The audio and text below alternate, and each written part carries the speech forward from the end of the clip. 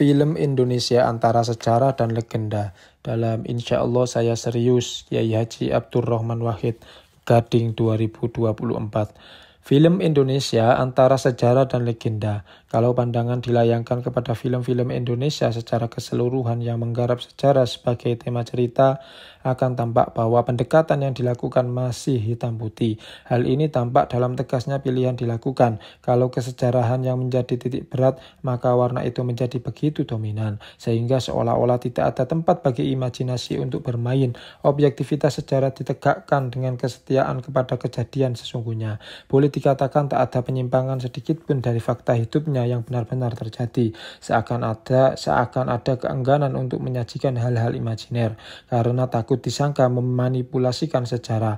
Bagaikan ada bayangan yang memaksakan bahwa sejarah adalah sejarah, legenda adalah legenda. Perkecualian dalam hal ini sangat sedikit, seperti terlihat dalam film Roro Mendut yang berani menampilkan imajinasi tentang upaya manusia Jawa yang menjajakan erotisme, bukannya kemesuman, sebagai tema kedua setelah heroisme peran utama Prana Citra. Akibat dari adanya garis pemisah yang begitu jelas dan kaku antara dokumentasi peristiwa kesejarahan di satu pihak dan pengembangan imajinasi di pihak lain, maka ada terasa kekurang lengkapan dalam film-film kita yang menggarap sejarah. Kalau objektivitas kesejarahan yang ditampilkan, maka pengolahan cerita lalu menjadi sangat sesisi. Tokoh sejarah haruslah tampil sebagai pahlawan dengan segala kekuatannya. Kekuatan diri sang pahlawan di hadapan semua ujian dan cobaan adalah satu-satunya tema yang digarap. Mulai dari Kartini yang bercerita tentang seorang hingga kepada pengkhianatan G30S yang mendokumentasikan peristiwa kolosal yang menyangkut begitu banyak manusia. Dalam situasi penonjolan heroisme sang pahlawan seperti itu, sangat sulit dikembangkan tema sampingan yang melibatkan orang-orang di sekitar sang pahlawan.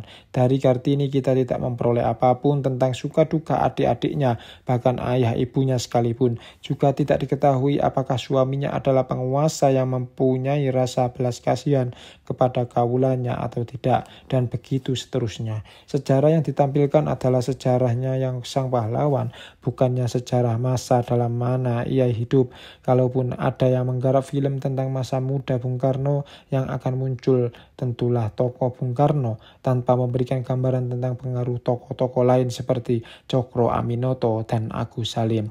Karenanya tidak ada penggarapan cerita tokoh-tokoh penuh kebimbangan atau tokoh-tokoh yang masih harus ditentukan tempatnya dalam sejarah, karena tekanan penggarapan hanyalah pada kemapanan fakta sejarah. Yang terjadi dengan demikian adalah pemiskin khasanat cerita film kita dari spektrum ketidakpastian sejarah yang sangat luas. Akibat proses pemiskinan cerita ini dengan sendirinya memiliki dampak terbesar pada cerita film dari genre legenda.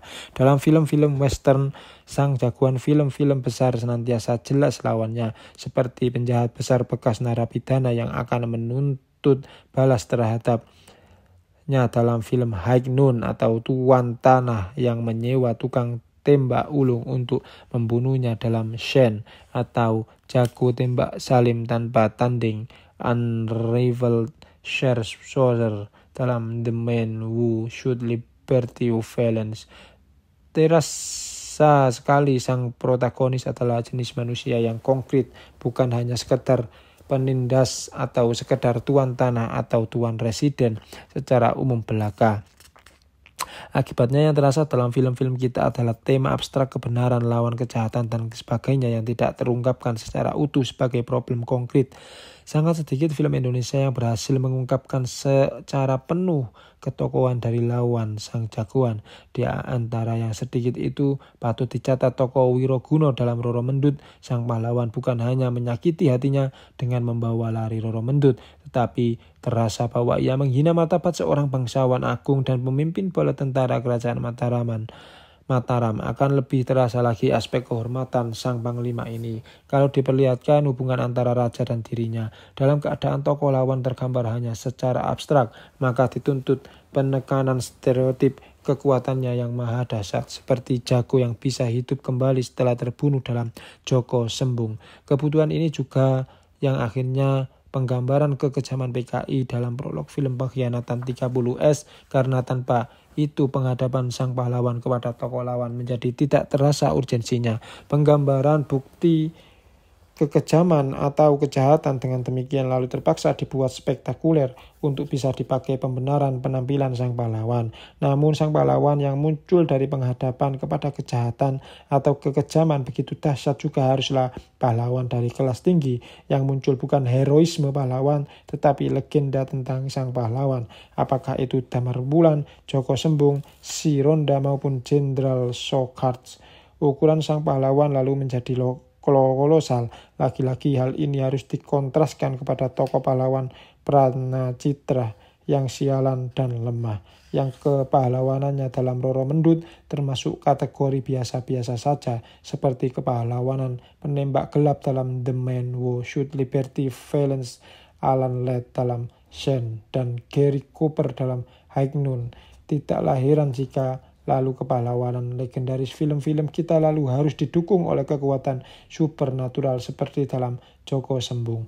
Situasi kegagalan mencari penggambaran filmis yang terasa konkret dari cerita-cerita sejarah kita inilah yang sebenarnya melandasi kenyataan lahiriah tidak ada pemenang film terbaik dalam FFI 1984 baru-baru ini. Walaupun ada 2 buah film secara masuk nominasi, baik Pengkhianatan G30S maupun Sunan Kalijaga, belum bisa menampilkan format yang pas bagi pengaturan kejadian historis dalam kehidupan bangsa kita.